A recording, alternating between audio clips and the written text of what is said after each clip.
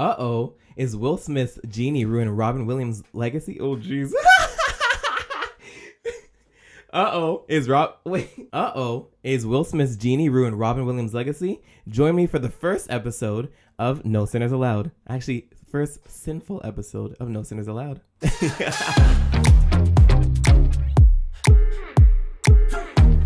All right, guys, welcome to my very first episode of my No Sinners Allowed podcast. Now, let me quickly tell you guys why I chose the name. Actually, let me introduce myself first. This is going to be a lot of first. Anyway, so my name is Isaac McCallum. I am 21 years old, and I do YouTube when I should be doing my schoolwork. I just generally love editing. I love being able to have this thought in my mind and be able to actually visually express it and show it. Like, I watched countless YouTubers. I admire a lot of them, and just to see their editing, and I'm like, oh, I could do that, or oh, maybe I could tweak this a bit. So that's how I got into this whole YouTube thing. A lot of people said, oh, you have the personality for it. But you know, sometimes you're just kind of looking at yourself differently than other people see you. So I'm just like, oh, I could never do it. I would be too shy. And they're like, are you kidding me? So it's kind of taken me a bit to like really step back and be like, you know, I actually do have the personality for it without sounding arrogant, because that's the worst thing I would want to do, is to come across as arrogant. Like, people are like, oh, you're so funny, and I'm like, oh, really? But like, I'm actually so funny. See what I mean? It feels so awkward to say that because it sounds so narcissistic, arrogant, entitled, or a show off. But anyway, that's why I decided to do YouTube, because I generally feel like I have the editing. I don't know. I like editing, and I generally feel like I have the personality for it. But it took a bit time to get to that point. But anyway, I decided to do a podcast because I have a lot of thoughts and a lot of ideas that I usually just keep to myself, and to just avoid arguments or just other people's opinions, or they're not seeing my point of view. And I'm just like, yeah, I could not care less. I am not one to debate. So that's when I decided to express my thoughts into a one certain place that if people want to listen to it, they can. If they want to comment into it, they can. And maybe discussions can start from there. But just to actually discuss with someone in person, no. So let me get into why I decided to call this the No Sinners Allowed podcast. It's kind of an inside joke where in high school, a lot of my friends were going to parties and stuff, and they're drinking and doing all this sinful things like drinking, smoking, and just bad things in general, right? But I was a kid who, at grade 9, I was still watching Phineas and Ferb. So I'm just like, why? Like, where are you guys getting these drugs from, and why are you so eager to do them? I'm just like, that could not be me. That's not me. And to explain it to someone over and over and over again, they just wouldn't get it. So someone's just like, oh, Isaac, you want to try this drink, right? And I was like, oh, I don't want to get rejected at the gates of hell. I don't sin. And they would bust out laughing. So I was like, oh, okay, you find this funny. I wasn't being serious, but I'm just like, oh, you find this really funny. So then afterwards, they would just laugh at that, and they would totally forget about me not wanting to drink. So then I was like, let me just keep rolling with this. So then that's why I would just get my no, I don't want to sin, or no sinners allowed in heaven. So that's where I came up with the whole No Sinners Allowed title of my podcast. It's kind of an inside joke. It's kind of stupid, but a lot of my friends actually find it funny. So that's what it just snapped in my head. And I was like, let me call my podcast that, because it's kind of like an inside thing. You're getting inside my mind. You know what I mean? Oh, it's so funny and weird. But that's my podcast. And welcome to the No Sinners Allowed first podcast. Anyway, so I've chosen some 3 topics to talk about, and then I'm going to get into some today in pop culture stuff. And then at the end of my podcast, I'm going to have this segment called the Sinner of the Week, where I just find someone doing something stupid or something completely funny, or that I find funny, and we're just going to low-key roast them. So yeah, let's get straight into it. So, oh my goodness, this just happened to me. I went to go get a Monster, because that's like one of my favorite energy drinks, at the gas station. And oh my goodness, this guy always calls me brother.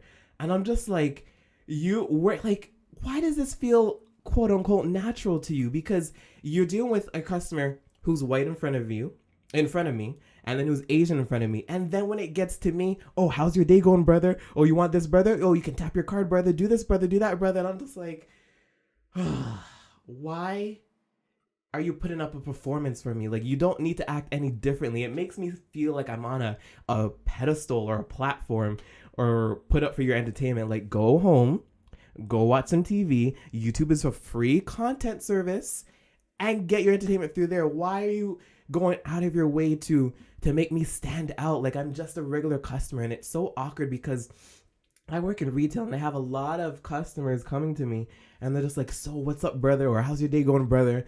And I'm just like, fine, good, could be better. Like, why do you feel like, oh, a black guy, let me speak up and let me try to relate to him? And it just makes you feel like you're not a regular person because they are seeing you as clear entertainment. And they, all due respect, they might not think that way, but that's how it feels. And every time I make it very clear and I show my frustration or discomfort, but no, they still keep calling me brother. And it's just so annoying because they want you to do that back to them, or they want to feel like you're including them in some type of club. Sorry, this is so cool. That's why my hands are shaking. And that's why it's so frustrating, because they want me to, like, if I'm just having like just a chill day or just like a mood, I don't have to put up a performance for you. It's like, no, that's not what I'm here for. I'm trying to buy a service. I'm trying to service you, not in the sinful way. Yeah, so that's just what bugs me. That's always bugged me, but just recently, because I've been going to the gas station to get Monster for my energy drink, because at the grocery store, they raised the price for them. And I'm like, I ain't paying for that, but I do need the energy. So that's just been bugging me because I keep facing that every time I go there. And I'm just like, why?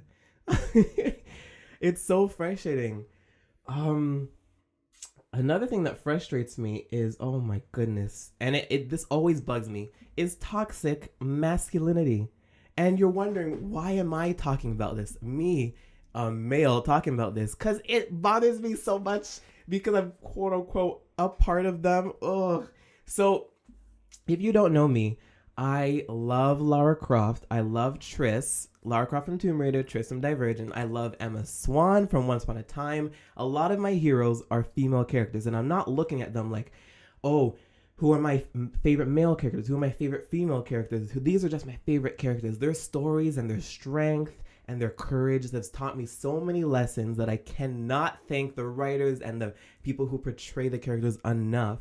But it just bothers me because when I'm trying to talk about my favorite things, a lot of people are like, oh, you only like Tomb Raider because she's hot. Or, oh, because of her boobs and this and that. And I'm like, no, because she got stabbed in the abdomen, is that right? She got stabbed in her abs, and this girl still continued on through her adventure trying to rescue her friends. So no, I don't find Lara Croft attractive, and it shocks me that people actually, people find that so shocking that I don't find her attractive. Like, she's made of polygons. Wouldn't it be weird if I found a three-dimensional character attractive? Like, that's just so weird to me. Like, every time I see her on a video game cover, she's always doing these iconic poses where it just looks like she's trying to keep pushing herself, even though she wouldn't want to do this if she had another choice, right? So that's what I find inspirational about her. And I'm not looking at her for her looks. Like, when I'm playing as her, I'm playing a strong character who just keeps persevering, and that has taught me so many lessons that I keep using today. I'm like, if Lara Croft can survive shipwreck on an island, I can do my schoolwork. And it bothers me because I have so many friend groups who think that way. Like, I remember when the Tomb Raider reboot 2013 was coming out, I was like, oh, I said to my friend, I was like, are you excited for the new Tomb Raider game? And he's like, no, it feels weird. It would feel weird playing as a girl. And I was like, okay, I don't feel the same way. I was like, but what's your favorite video game? And he's like, Uncharted. And I was like, so, just in case you didn't know, Tomb Raider came around before Uncharted, and if Tomb Raider didn't exist, Nathan Drake wouldn't exist. And I play as both, so I'm not just like, I'm just so like flabbergasted. Like it would be weird to play as a girl when the whole time you're looking at her back. And if anything, wouldn't you want to look at her butt? It's just so weird. That's what straight up what it is. It's weird. It's just like, wow, so you're gonna really miss out on this amazing character driven, fantastic, adventurous story because it's weird to play as a girl. And it always stems down to their looks, and it's so annoying because it just ruins the conversation because you can't talk to them because that is all they're focused on. And they're so taken aback that you are not thinking the same way as them that it just ruins the whole experience of this conversation. Like I remember when I was talking to these new guys that I just met, we were doing something downtown, and I was like, oh, I love reading. I love Divergent. That's my favorite book. I love the character Tris. And like, oh, who wrote that book? And I was like, Veronica Roth. And they're like, what does she look like? So I showed the picture, and they're like, oh, you're only reading it because she's hot. And I was like, what? I was like, first of all, I didn't know what she looked like till after I read this book. As soon as I got to the end of the page, I was like, oh, that's what she looks like. And last time I checked, that's not how reading works. You don't read a book because someone looks hot. You read the book because of the word on the page. You read the book because of what it means to you and what you're seeing in your head. And I'm just like, wow. Wow, you guys are really one-dimensional thinkers. And it shocks me so much because once upon a time, I've seen the show twice over. Emma Swan is a character that's in my heart. I met the actress. And to just dismiss everything that the character has done, the triumphs that the character has overcome, and the way that the actor has portrayed the character just for her looks, I could never. And it bothers me so much because it just, like, you're missing out on such an amazing story. And not only that, is that you're criticizing me for liking the story because I'm not interested in her looks. Like, at the end of the day, anybody could play these characters. It's just the story is what I'm interested in. And I just can't get past that. Every time I'm just like, you know what? Sips tea. That's how you think. Let's talk about what happened in pop culture in the recent week. Okay, so Drake calls out the Grammys during his acceptance speech, and here's what he had to say. He said, I want to take this opportunity while I'm up here just to talk to all the kids that are watching this, aspiring to do music. All my peers that make music from their heart, that do things pure and tell the truth. I want to let you know we're playing an opinion-based sport, not factual-based sport. So it's not the NBA where at the end of the year, you're holding a trophy because you made the right decisions or won the games. And I don't really I'm not so much of a Drake fan just because if you live in Toronto, you're bound to hear him even if you don't purposely play him. People are blaring his music so much. So I'm just like, when I hear his music, I'll hear his music. But he speaks facts here, man. When you look at Beyonce and Rihanna from the Grammys of 2017, you telling me Lemonade did not win Album of the Year? Period. Adele won. Great songs, great album. But even Adele was like, did you not see Lemonade? A visual album? We got a damn movie. Has Adele done a movie? I didn't think so. So it's so true because you can't really determine your worth and your work by awards, especially that if Lemonade did not win Album of the Year, why are you upset that you didn't get this mark on your assignment? Or why are you upset that you don't have this amount of followers? So that's a good lesson to take in. And Rihanna, Rihanna came there at the Grammys just like, hey, I'm here for some fun. She bought a whole flask and everything. So yeah, that just spoke to me because you can't really determine your worth by other people's awards or how they look at things. And that really, you really have to keep reminding yourself about that because you can get lost in the follower game or the engagement ratings or whatnot. You just got to make sure that you're doing content that you like content that makes you happy, and generally just keeping to yourself as like not changing yourself and your image for views, awards, and stuff like that. Oh my goodness, Ariana's album. Yo, that album is wicked. My favorite songs from that album would be NASA, NASA. I feel like she needs to say that a bit more. I love that part. Off the top of my head, Seven Rings, of course, and Break Up With Your Girlfriend. Yo, that is a good track right there. That's what I want to talk about based on music and pop culture. Let me just check my notes here because I planned them out, but it's kind of all over the place because I don't know how to like completely segue into them. But hey, this is the first episode, so we're learning. Will Smith as the Genie. Everyone knew that he was going to be Genie for a long time, but now we're actually seeing the blue face. His blue face and what it actually looks like. And okay, at first it looked a bit weird just because you have this big body with this kind of medium-sized shaped head, and you're just like, okay. At the same time, I've never seen Will Smith bald before. So at first it looked weird, but on like my second viewing of the trailer, I was like, you know what? This is actually really good. It looks really good. And damn, Will Smith is 50 years old. Are you kidding me?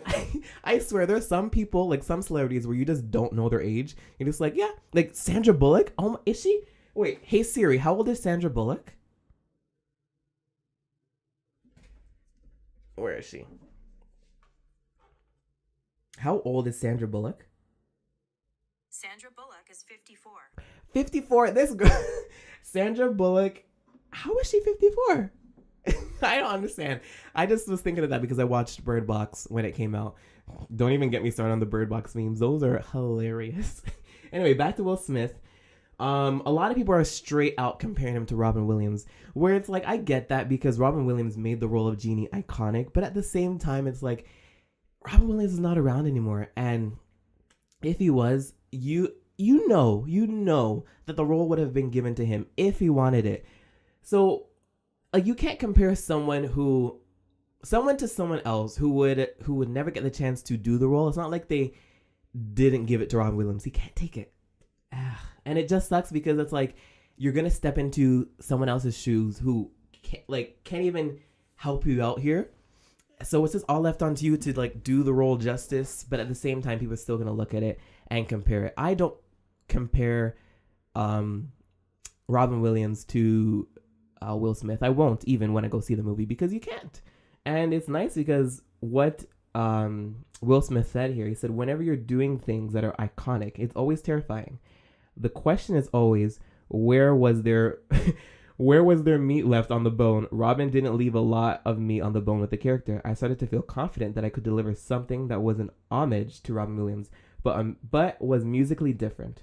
Just the flavor of the character would be different enough and unique enough that it would be a different lane versus trying to compete, which totally makes sense. Because when you look at an actor like Robin Williams, how do you go and play one of his roles? Because he did it to his fullest. And the role of Genie is iconic. Like, there's nobody who doesn't know Genie. Like, that role is just Robin Williams. And it sucks because there's not enough meat left on there to try to bite off of. You know what I mean? So good luck to Will Smith. And people, come on. You can't compare someone to... It's like comparing a performance to Beyonce's performance. Beyonce trumps. Anyway, let's keep moving on. Episode 9. Yo, that is my movie of the year. You guys already know I love Star Wars. If you don't, I love Star Wars. So episode 9 is my favorite movie of the year. I'm already calling that out because I love Star Wars. And there has been leaks, you guys. There's been leaks, and the cosplayers, trust me, I'm a cosplayer, so I know we are like, yes, because Poe's outfit and Rey's outfit and Kylo's outfit, they look dope. I mean, Rey's kind of looks similar to her previous outfits, but I mean, that just might be her style. But as well, these are leaks, so we don't know if her outfit changes later on. and my camera is about to die. So I'm gonna switch the memory card, and then I'll be right back. But we were talking about Poe, weren't we? Okay, sorry about that. There's a little interruption just because my memory card can only allow me to record up to like 22 minutes at a time, or 20 minutes. It's weird. I gotta get a new memory card. However, we're learning here. First episode. Hashtag first episode. We were talking about Poe, Kylo and Rey. We were talking about Poe. Yeah. So Poe's, it looks really, really good. It makes me want to cosplay Poe because this reminds me of Nathan Drake. It's called Adventurer Poe. It just looks really cool, and I'm so excited because my friend does an amazing Poe, Dameron, and I know he's gonna be excited to do this. So I'm just so excited for episode 9. Like, I can't even. I'm going to Star Wars Celebration in April, and just to be surrounded by countless Star Wars fans watching things for the first time, like the trailer and watching interviews. Oh, I'm already getting chills right now. Like, I keep talking to you about it, and I'm just like, I can't believe it. At the same time, it's gonna be my first time traveling on my own, which I'm so excited about because I'm an adult. Oh, that's gonna be so crazy and cool. So I'm just so hyped for episode 9. Like, this is a Star Wars year for me. Oh my goodness. I also want to go to Star Wars Galaxy's Edge, which opens in the fall for Disney World. I think it opens in Disneyland in the summer, which or vice versa. I don't know the details right now. But either way, I would love, love, love to go to that. Can you imagine riding the Millennium Falcon, being Han Solo? Oh, chills. Chills. Oh my goodness. And I wonder if they're saving stuff for Star Wars Celebration in April to show us, because we don't have a trailer just yet. Like, we already got a Avengers Endgame trailer, which makes sense because the movie is actually coming out in April, and also Captain Marvel's coming out in March. So they gotta start that promotion, especially that we've been seeing leaks for the toys and stuff. So it's just showing them in their costumes. So they're like, we gotta, get this train moving. So I don't know when we'll see episode 9 stuff. I think it has to be April, because like that's like where you're having everyone's attention on Star Wars. Everyone is gonna be there. So it's just like, surprise us. Oh my goodness. I'm sorry. I have to stop talking about this because I am just chilling. Oh my goodness. Another thing I'm having here in my notes is some nasty things. Some nasty things going on here. I was scrolling on Twitter when I should have gone to bed. And because I'm a cosplayer, so I'm into this, like I have to know, like, what's going on here. This one guy who is a photographer in the cosplay community, he's been putting a spy cam in the change room for girls. And I'm just like, oh, are you serious? Like, I'm not shocked that things like this happen because, I mean, anything happens, but wow. Can you imagine, like, you're gonna go, like, it sucks and it's so stupid because all you're there to do is just have fun. You're there to show your love for your fandom, and you want to just take pictures of you in your costume, and someone's putting a spy cam in the change room, something that you paid to do. Oh my goodness. Like, I was just so shocked and disgusted. Let me read to you what is going on here, because let me get the guy's name here. So the guy's name is Michael Benedict, and I think he's in LA. And so this was on Twitter, and it looks like it's a screenshot of a Facebook message, and it says, "Hey guys, I just wanted to make a statement and man up to my mistakes." First of all, disgusting. So I indeed owned the spy cam that was found at blank shoot. I'm so sorry for being that creep. Are you kidding me? Being that creep? You're just disgusting in general. I don't know if there's anything I can do to make up for this.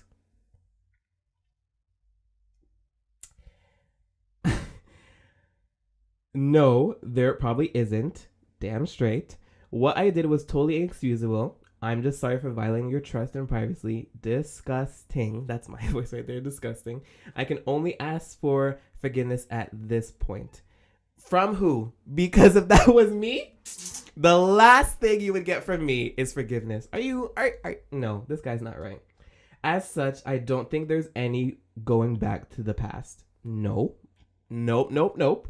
But I want to say that I'm grateful for all your friendship and camaraderie. The friendship that we had was indeed real, and I support all of you guys for your endeavor and artistry. If you support these people, you wouldn't record them changing. Are you kidding me? However, I do understand that this is a huge betrayal of trust, and it's probably best that I leave the community and photography. I will leave my profiles up for the next few days for any messages that you'll want to send. This is not even done. But I just want to give my 2 cents right here. I do understand that this is a huge betrayal of trust. Do you really understand? Because when did you understand that this was a huge betrayal of trust? When you hid the camera and when you recorded it, and then when you took back the camera and you watched, oh, this feels so nasty. And when you watched it back, oh. So because it's a screenshot, you can see what the other person said back to him. And the person is like, are you serious? There is 300-ish videos on that spy cam you slipped under the change room. That's not manning up. Manning up is turning yourself into the cops. Straight up. I watched my own video of me changing. That is so sick.